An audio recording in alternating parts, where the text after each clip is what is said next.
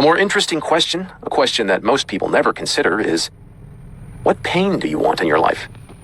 What are you willing to struggle for? Because that seems to be a greater determinant of how our lives turn out.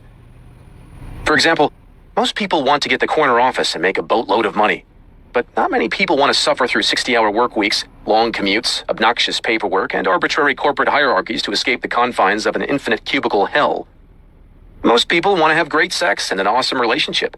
But not everyone is willing to go through the tough conversations, the awkward silences, the hurt feelings, and the emotional psychodrama to get there. And so they settle. They settle and wonder, what if, for years and years, until the question morphs from what if into what else? And when the lawyers go home and the alimony check is in the mail, they say, what for? If not for their lowered standards and expectations 20 years prior, then what for? Because happiness requires struggle. It grows from problems. Joy doesn't just sprout out of the ground like daisies and rainbows. Real, serious, lifelong fulfillment and meaning have to be earned through the choosing and managing of our struggles. Whether you suffer from anxiety or loneliness or obsessive-compulsive disorder or a dickhead boss who ruins half of your waking hours every day, the solution lies in the acceptance and active engagement of that negative experience, not the avoidance of it, not the salvation from it. People want an amazing physique, but you don't end up with one unless you legitimately appreciate the pain and physical stress that come with living inside a gym for hour upon hour, unless you love calculating and calibrating the food you eat, planning your life out in tiny plate-sized portions. People want to start their own business. But you don't end up a successful entrepreneur unless you find a way to appreciate the risk, the uncertainty, the repeated failures, the insane hours devoted to something that may earn absolutely nothing. People want a partner, a spouse. But you don't end up attracting someone amazing without appreciating the emotional turbulence that comes with weathering rejections, building the sexual tension that never gets released, and staring blankly at a phone that never rings. It's part of the game of love. You can't win if you don't play. What determines your success isn't, what do you want to enjoy? The relevant question is, what pain do you want to sustain?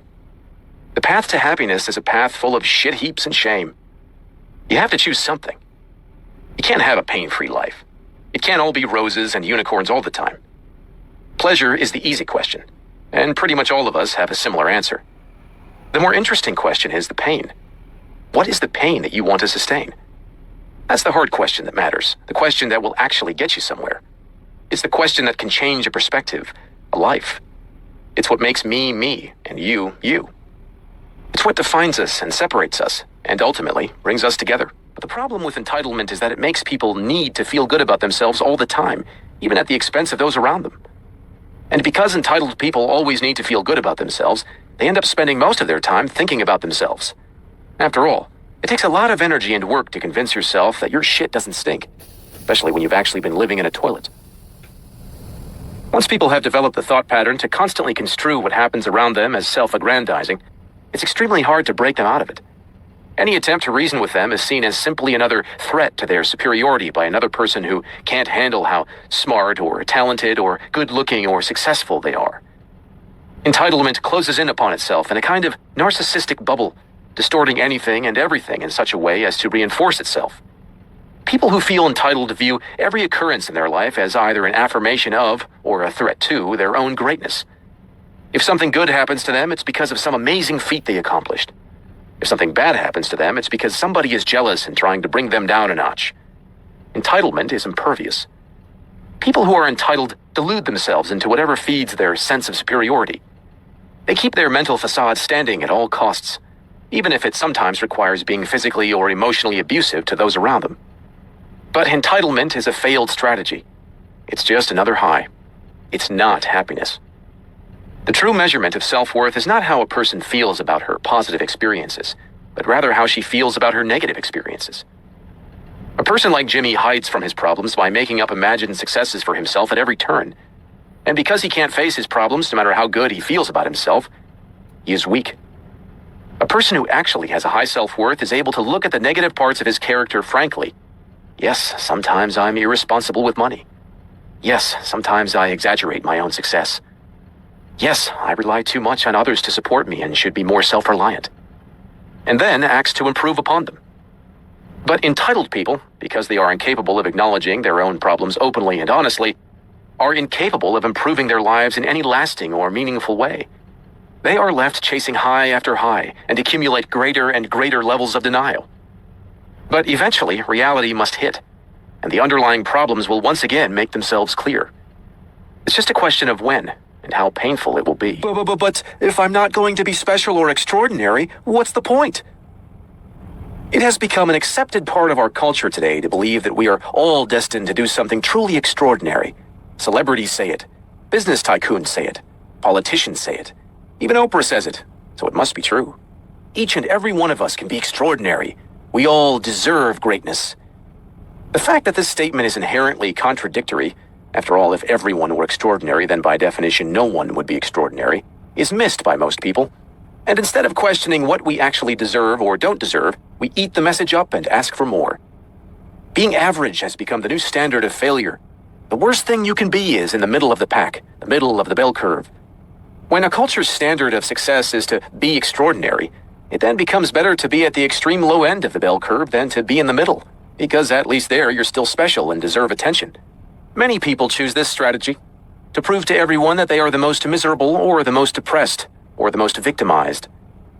A lot of people are afraid to accept mediocrity because they believe that if they accept it, they'll never achieve anything, never improve, and that their life won't matter. This sort of thinking is dangerous. Once you accept the premise that a life is worthwhile only if it is truly notable and great, then you basically accept the fact that most of the human population, including yourself, sucks and is worthless. And this mindset can quickly turn dangerous to both yourself and others. The rare people who do become truly exceptional at something do so not because they believe they're exceptional. On the contrary, they become amazing because they're obsessed with improvement.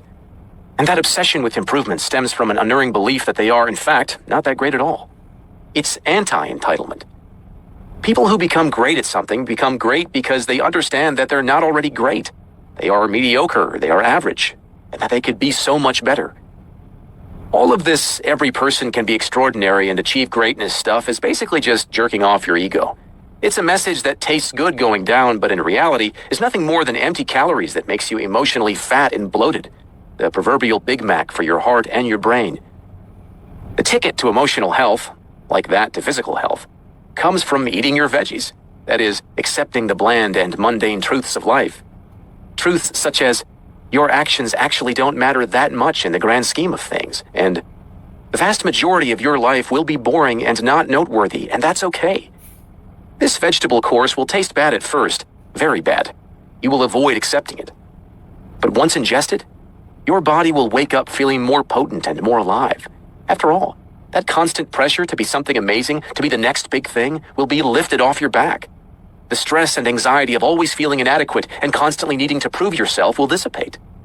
And the knowledge and acceptance of your own mundane existence will actually free you to accomplish what you truly wish to accomplish, without judgment or lofty expectations.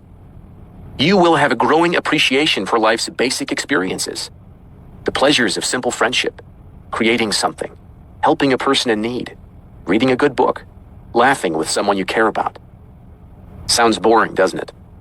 That's because these things are ordinary. But maybe they're ordinary for a reason.